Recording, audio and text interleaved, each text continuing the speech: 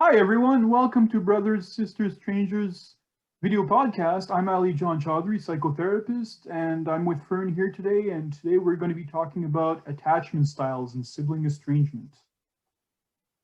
I'm happy to be with you, Ali John, and this is a really important topic, not just for sibling estrangement, but for everyone to understand because it affects every relationship they're in. Mm-hmm. Absolutely, and I'm really glad that we're able to do this again, Fern. This is such an important topic for us to do, and I know that a lot of our viewers have probably been interested in wanting to know more about these type of issues also, because we've had a lot to talk about previously to just even before recording here. So definitely we can start to get into it right now.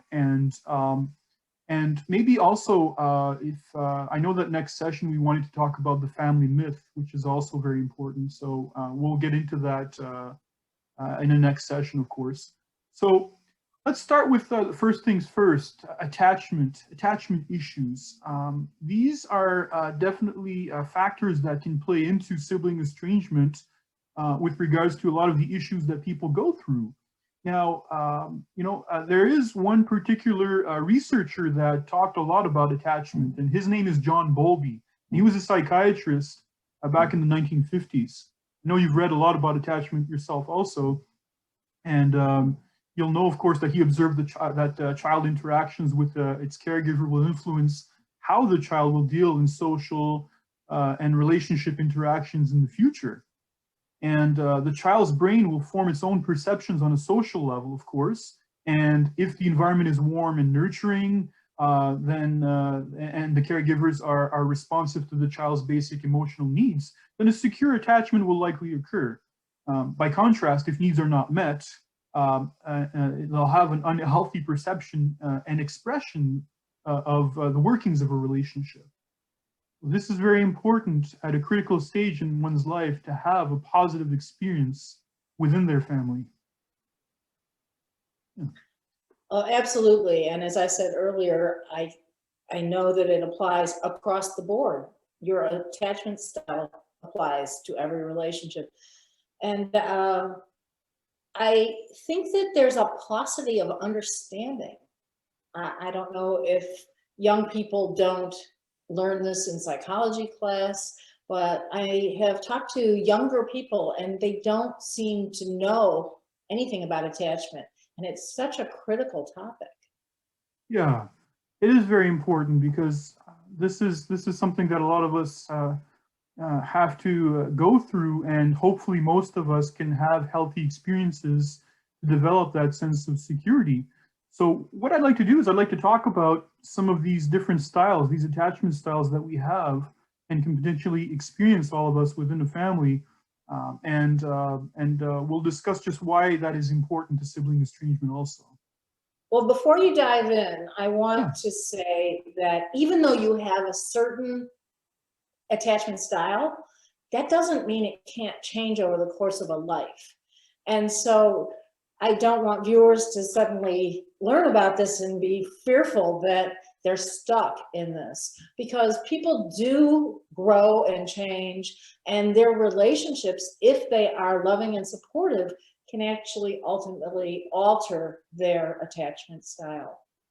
Absolutely, and that's the most important key in all of this, and that in whatever we're going to be talking about, it can be reversed. It can be re-experienced with a corrective emotional experience, with a healthy model within their lives. So very important what you just said there, friend. Thanks for adding that.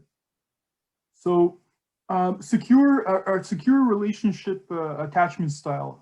What does that entail? That's the most important one. That's the one we all want to have. And it's a relationship bond that ensures safety, support, understanding, acceptance of the child for optimal development, that fosters a sense of curiosity. And that's what serves as the building blocks for trust, empathy, a healthy self-awareness in future relationships. So that's the secure attachment style in a nutshell. And it's when we start to experience different types of attachment styles that we get into some of the more insecure ones. And these are the ones that are problematic. because they can extend into adulthood, as we'll see. So the anxious or ambivalent type of attachment style is a type of relationship bond that's usually brought about by inconsistent parenting, which can confuse the child in the future and cause them to worry. And that's one possible explanation. And another explanation that causes this is the fact that caregivers can build closeness for their own selfish needs, not necessarily for that of the child's. And when that happens, then that can manifest in future relationships as clinginess as an adult, the fear of abandonment or being left alone, low self-esteem, being very emotional, insensitive to rejection, or putting on a lot of that responsibility on your shoulders. So that's the parentified child, really. Mm-hmm. Yeah, so in that sense, that's what makes it hard for that, because they're never quite getting that sense of consistency that's so needed to understand themselves better. So that's one manifestation of one of the insecure attachment styles. The second one is avoidance. So basically, the avoidant type of attachment style is a relationship bond that tends to be void of showing emotion and intimacy. So in this particular case, the caregivers will back away with any attempt at actually demonstrating support or love. So this can be characterized as missed opportunities for creating a sense of emotional bond. And that can make that the parent will be, quote unquote, emotionally unavailable. And that can cause all sorts of different problems, because in some cases it's expected that the child is to be reserved, serious, and acting appropriately. And we've all heard the term seen and not heard, right? And that's kind of what's expected when you have somebody that is building an avoidant type of attachment style. So how does that look in future life? That can be as an adult, that can be somebody that may have a high self-esteem. They can be independent with little to low reliance on other people, and they don't look for emotional support, and they will usually try to be in control. So very independent people, so that the type of emotional vulnerability needed for a relationship, for example, may not express itself because of that emotional, that wall that they've put up for themselves to try to avoid that they've learned and reproduced in their own life. Right, so they're really not developing intimate relationships. They're protecting themselves from getting hurt. Exactly, exactly. So as we said, emotionally unavailable, very characteristic of this. And the disorganized type of attachment style, this one came about later on, I think, in some of the research. And this is a type of relationship bond that's largely associated with past trauma and abuse. It's when a caregiver generates fear instead of safety in a child. So mixed in with inconsistencies, unpredictable outcomes, it produces a type of experience that the child can't see its own needs being met. So, and this is worsened when the caregiver is abusive towards the child, or the child witnesses abuse done by the caregiver onto someone else. So it's difficult for that child to adapt to that caregiver, given the unpredictable nature that they have. And though they might want to have closeness, they're going to draw back away from them out of fear. So there's a paradox here. And that paradox carries into adulthood. And it could be lack of coherence in relationships. It can be the idea of wanting to belong, yet pushing people away, avoiding intimacy and closeness, yet expressing the need for a relationship.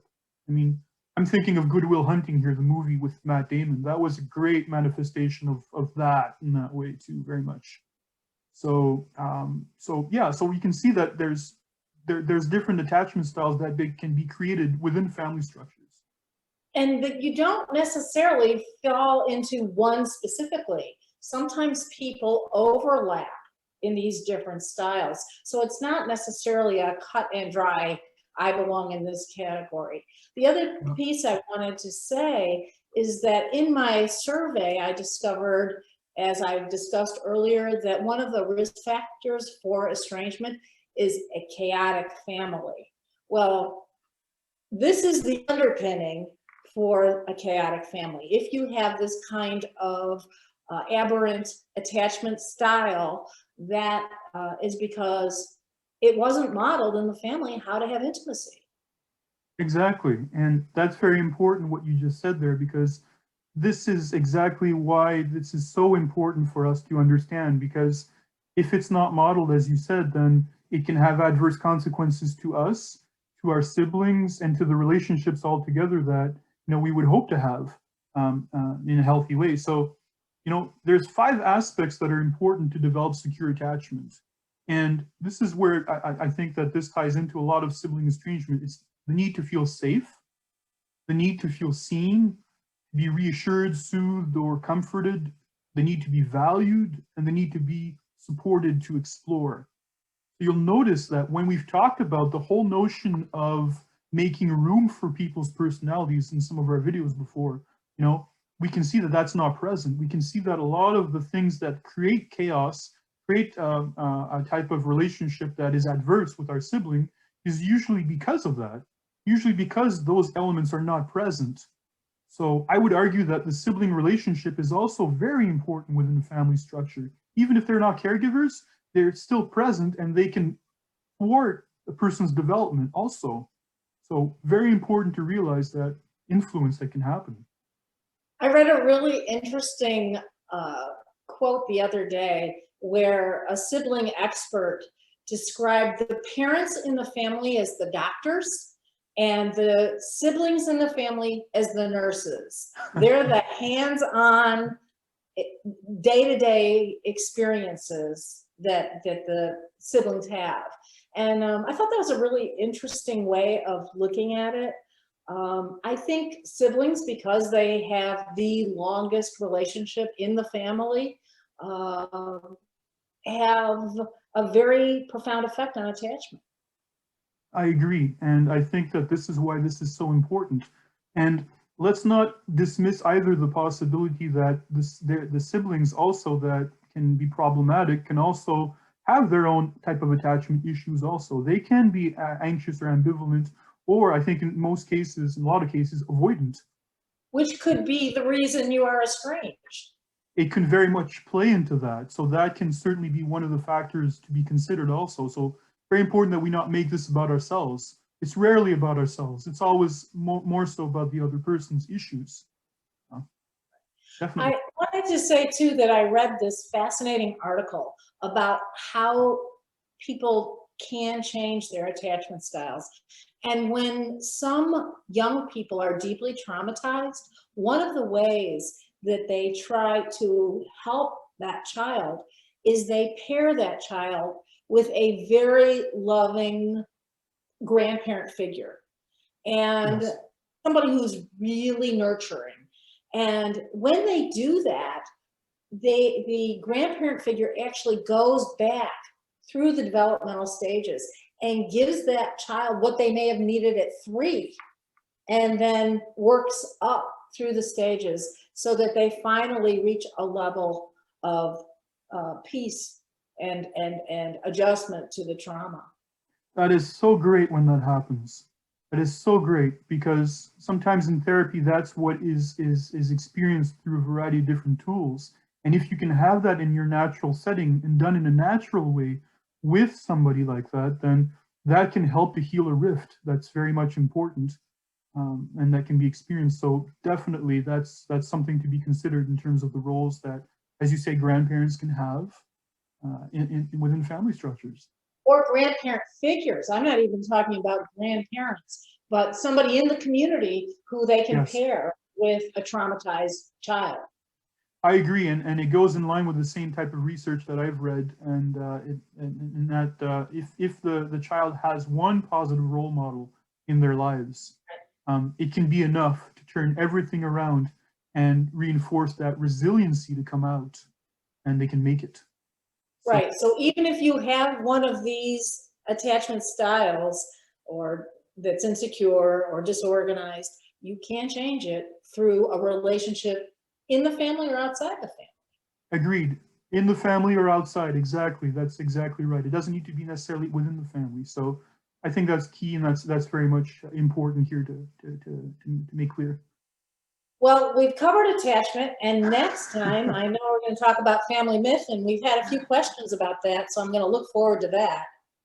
That is very much of a topic that I would like for its own episode also, and this has been great, Fern, to be able to talk about this. And next time we'll get more into, of course, family myth and such. I think that's very important, and it has its place here within the structure of sibling estrangement also.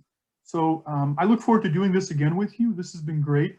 Thank you for bringing your insight into this also. This has been very, very informative, and I look Great forward to be with you. Great to be with you as always, John. Thank you so much, Fern. We'll talk again soon. Take care. Bye-bye.